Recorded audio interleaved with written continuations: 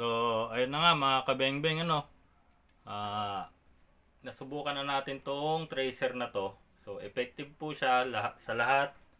Sa pistol, sa M4, sa gas blowback, sa mga AEG.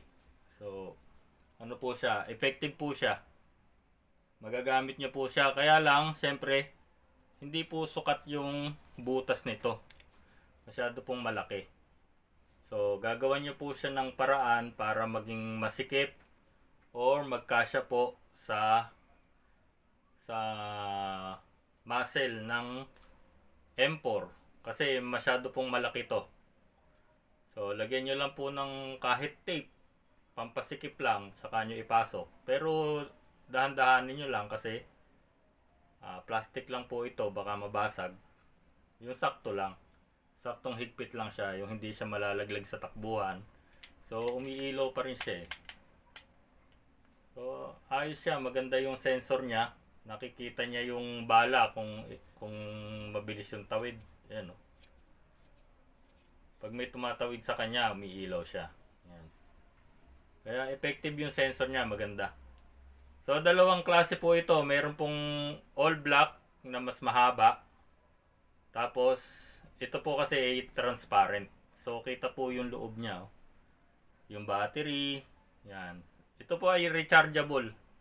Ang kasama po nito ay yung USB cable. Pang cellphone. Yung mga pang Android. Tapos, sa cellphone yun na charger, pwede siyang i-charge. So, yun mga kabengbeng.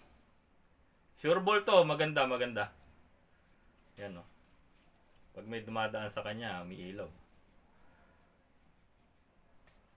Huwag kayong masanay ng ginaganon. So, yan mga kabengbeng, ayos to, ayos. So, sinubukan ko pa lang naman para sa inyo, para sa mga magdadalawang isip na bumili ng ganito. Pinakita ko po sa inyo para sa lahat ng unit, pwede po siya.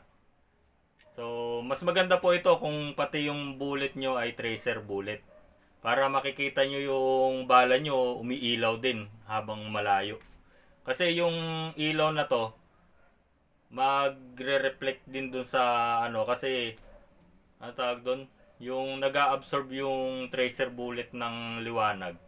So, pati siya, iilaw din habang kahit malayo siya, makikita mo siya gumuguhit. So, tetestingin din natin sa ganun yung mag-try tayo ng tracer bullet. Tapos doon tayo sa ginawa kong balkonahe magte-testing. So, sa mga bibili, effective. Huwag kayong magdalawang isip, maganda siya. Tapos i-charge lang sa charger ng cellphone. So, walang problema. Huwag lang masisira siguro yung battery. Ayun yung battery niya. So, yun lang mga kabengbeng. Maraming salamat. Magandang gabi sa inyong lahat. Mabuhay po tayong lahat.